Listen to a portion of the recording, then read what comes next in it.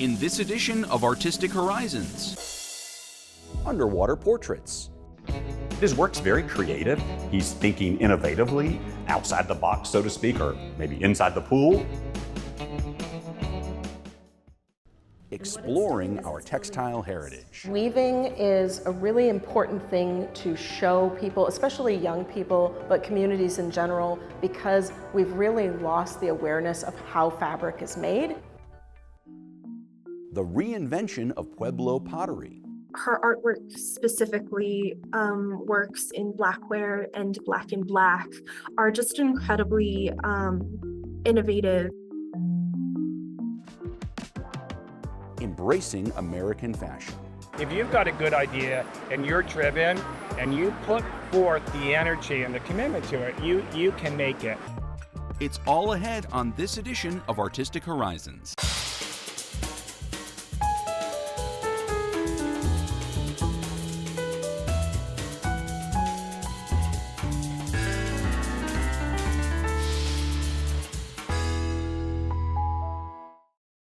Hello, I'm Mark Cernero, and this is Artistic Horizons. Florida-based photographer Scott Audette captures portraits underwater. Behind each image is careful thought and attention, leading to an end product rich with vibrancy and meaning. Take a look. Hey, I'm Scott Audette, and I'm an underwater portrait photographer here in Lakeland, Florida.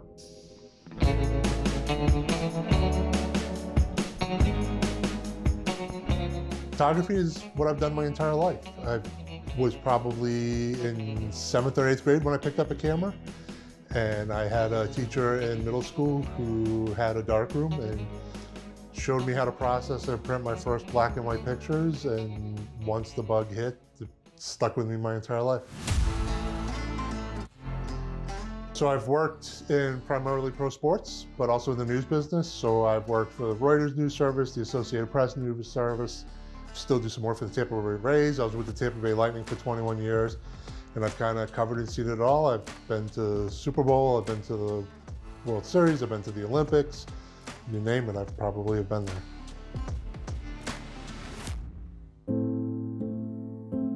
The underwater photography is an evolution of a relationship between me and my father.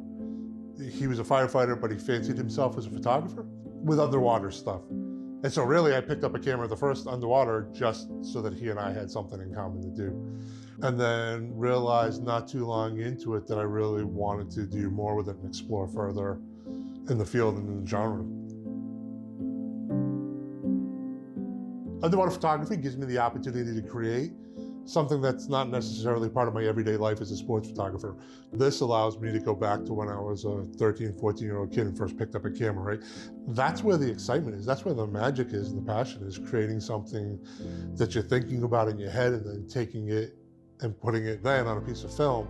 Now we're putting it in a digital file. So that's what drives me to do this.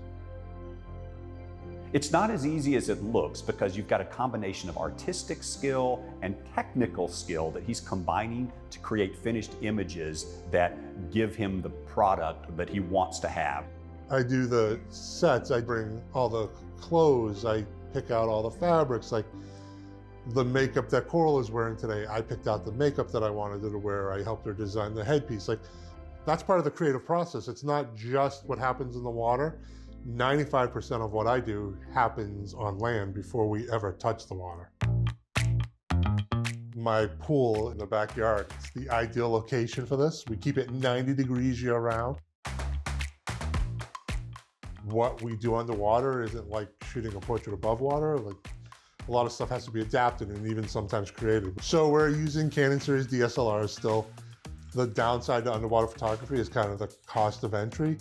The housings that you put these cameras in typically cost a lot more than the cameras do. And then we do something unique, which is where we're using strobes above water and in the water.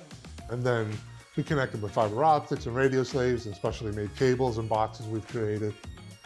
And so it's a little bit of a process, but it just kind of comes together now.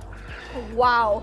Being photographed underwater is very calming. It's very relaxing. You slip under the water and everything just goes away. It's like meditation. Once you kind of get into it and you figure it out, it becomes pretty natural pretty quickly.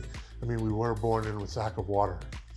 deep breaths, like you could work on breath work if you want to, especially in the professional space. A lot of us are free dive certified and things like that. But for just like your first time, just relax and trust yourself. It's fun. We're in an Instagram-driven world, right? In a TikTok-driven world. And this really lends itself to that.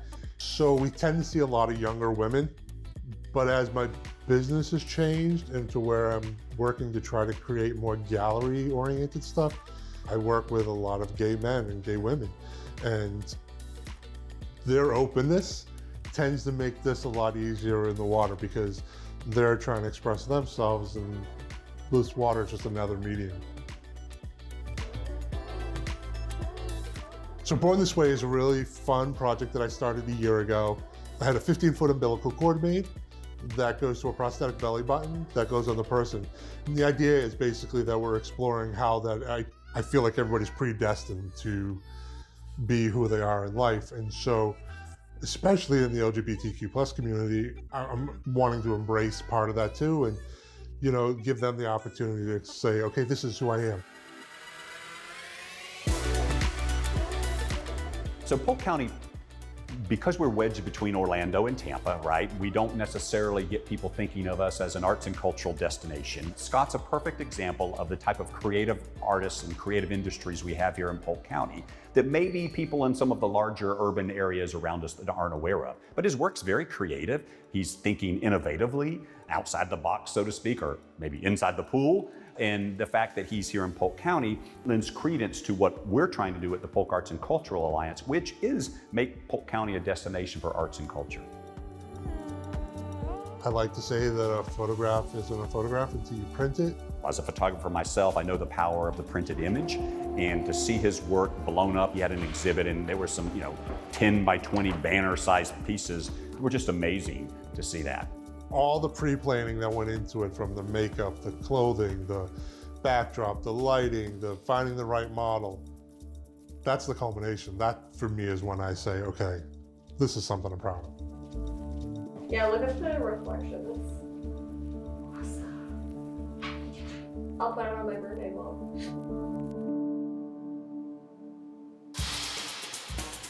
And now for the artist quote of the week.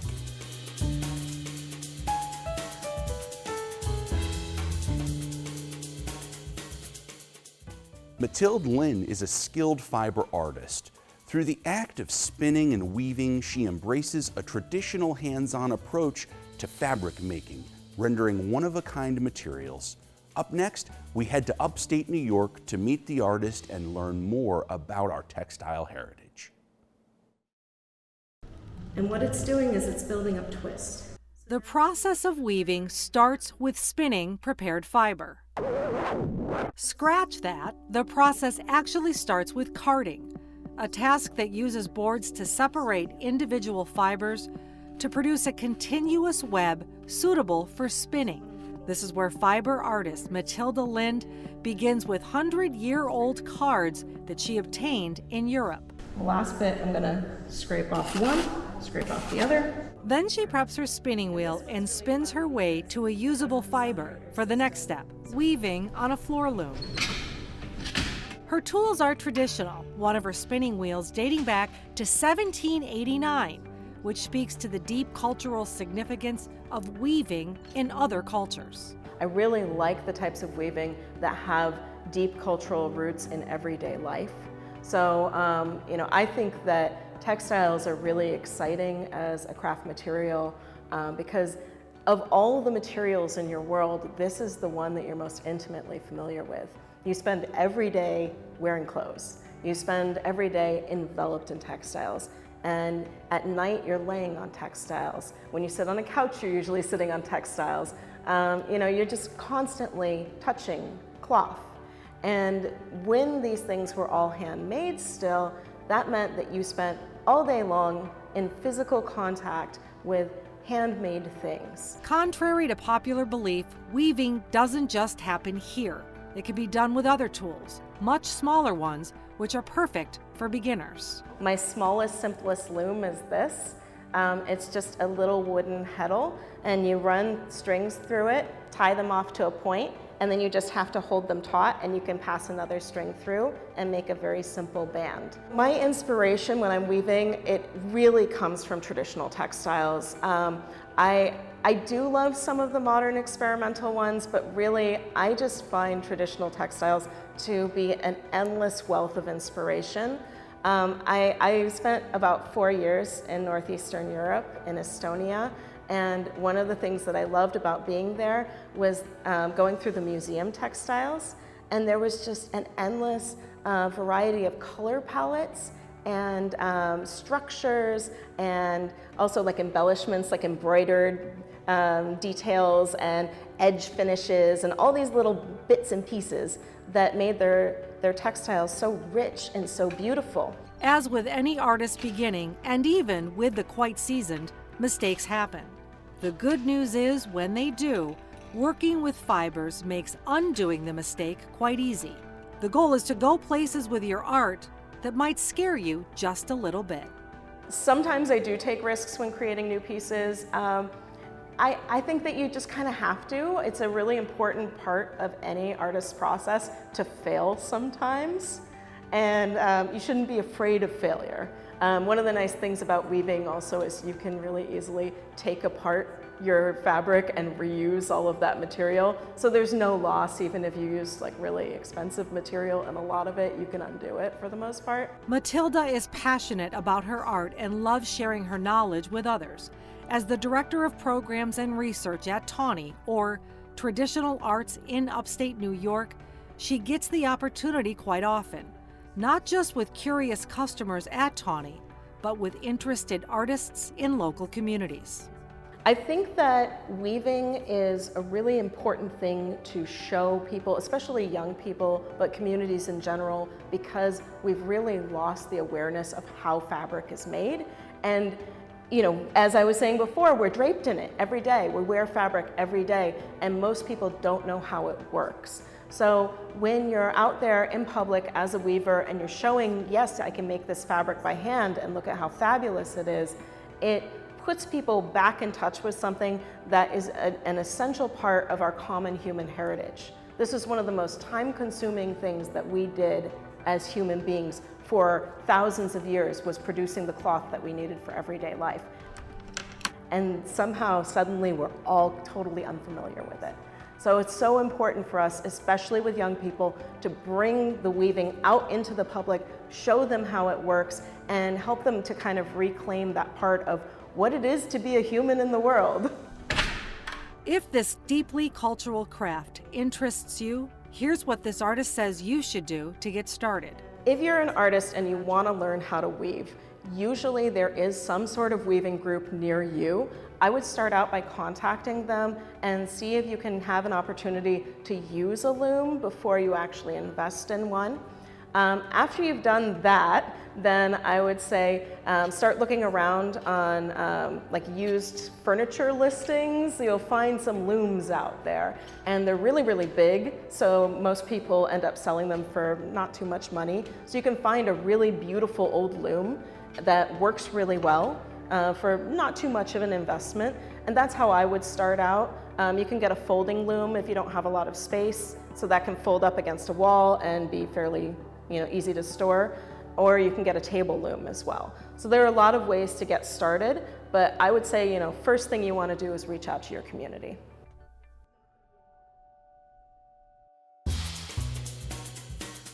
Now here's a look at this month's fun fact.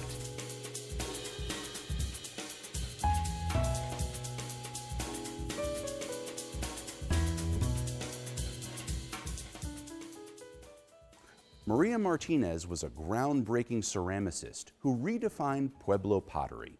Through the exhibit Homero and Modernismo at the Heard Museum in Phoenix, Arizona, we find out more about her powerful legacy as an American modernist.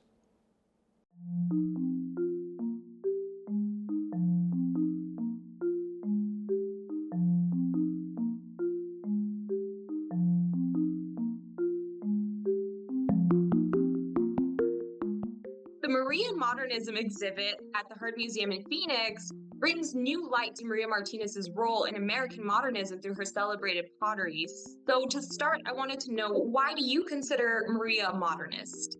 Her artwork, specifically works in blackware and black, are just incredibly innovative and experimental and modern.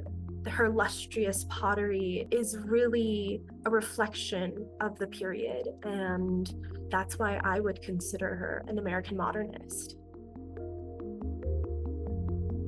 How does this exhibit challenge traditional narratives about American Indian artists and their contributions to major art movements? Native American artists in American modernism and other Western artistic movements, they haven't been considered in the art historical canon or in museum studies prominently, just because there are stereotypes related to Native American art. And this exhibition, and among other significant exhibitions happening within this lens, challenges the visitor to think about Maria Martinez in a different perspective that gives context to the changing social and cultural environment in the United States, and frames Maria as a cultural innovator and an artist of that movement who was making the same artistic challenges as any other American artist during that period. So how does the exhibit draw parallels between Maria's pottery designs and other elements of modernist design, like such as architecture and industrial design? So kind of getting more into like the inspiration behind Maria's work. So we have examples of streamline design, Art Deco design, thinking about these architectural motifs that Maria was experiencing and looking at during her travels to Chicago, New York, San Diego. And it's very apparent that those aspects of art and architecture and culture are expressed in her vessels themselves. What's your favorite piece? I was always so taken by Maria's collaborations with her son Popovi. They have accomplished a gunmetal finish that is unlike anything that I've ever seen before, and their work in firing and thinking about how to create a specific finish like the gunmetal on the jar, which is just like it's almost like a mirrored surface. And I think that range of work between Maria and her son is just really incredible. How did those collaborative dynamics with, her husband and her family and her community contribute to the evolution of the pottery? Yeah, I would say that it's their Tewa values. And Maria, while she's definitely considered the focus of the exhibition, we acknowledge all of the collaborative effort it takes to create a vessel when it comes to getting clay from the earth and processing it. And then Maria working in collaboration with her husband and her family, Popovi, Adam, Santana. Those members of her family are essential to the process. It really does take a community to create, and I don't think some of those aspects are acknowledged when talking about Maria and her artwork, just because I think that there's this mentality in Western art that it's all about the individual. And so with Maria, family was and is incredibly important.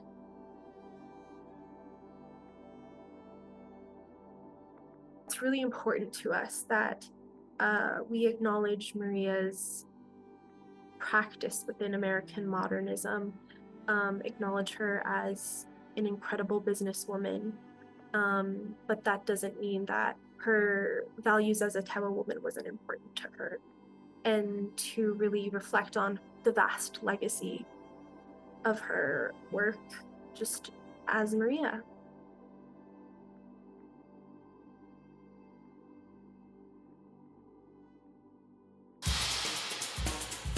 And now, here's a look at a few notable dates in art history.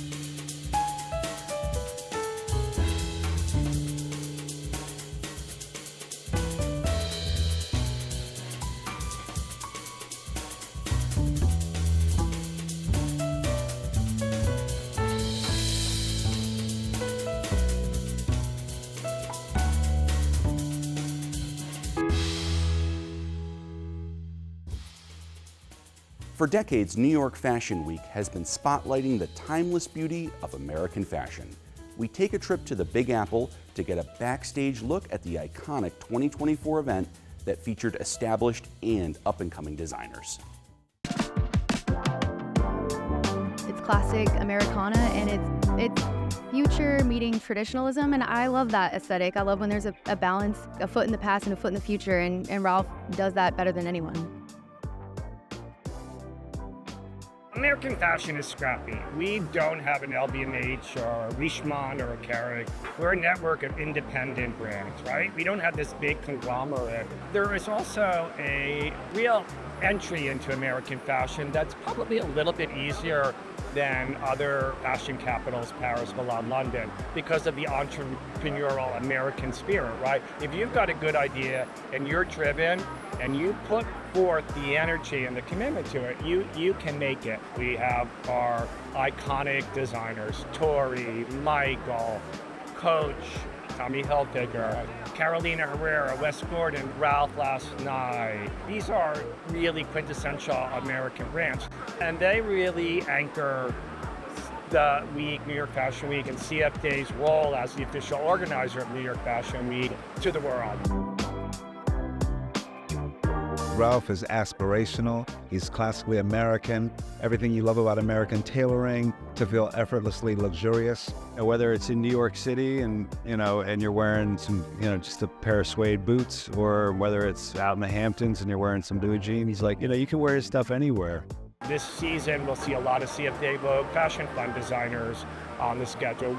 It was just such an amazing first show. It went better than I could have imagined. The energy from the team and the brand coming through, and having this different point of view of not growing up in fashion and getting into it just a couple of years ago. I didn't have this kind of preconceived idea of how things had to be done or even how the fashion industry worked. And so I think just winging it and doing it how I want and how I think is right has worked, because it's felt very organic. There's a playfulness that you see with her accessories. There's something amazing in using metallic materials, but they flow like water. It felt like a breath of fresh air for sure, and very glowy and sunshiny, the room just feels bright, and I feel like all day it's just been very happy. It was very elegant and intimate and nice, and I was actually honestly super impressed with the designs and the wearability, but also there felt like a very clear brand. I didn't even know that was her first show, and what a great first showing. I'm excited to see where she goes from here. We've got such great representation from underrepresented communities.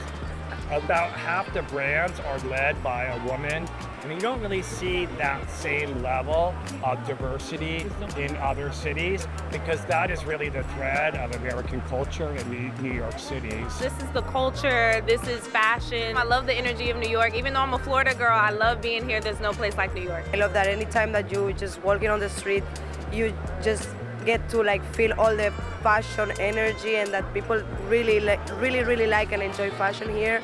Look out here and you see so many different people, so many different walks of life, so many different cultures all coming together. I think it's all art. The one thing we can do as artists that limits us the most is decide we are one thing or another. You know, I absolutely love fashion because I feel like it's a complete experience. I think it's immersive. I think it transports you. An industry that can contain someone who's really starting out, doing so great, and then is able to build a legacy brand over so many decades, and in doing so defines the culture of this country that we live in. And I think it's really, really, really important. And that wraps it up for this edition of Artistic Horizons.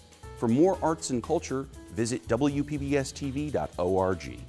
Until next time, I'm Mark Sonero. Thanks for watching.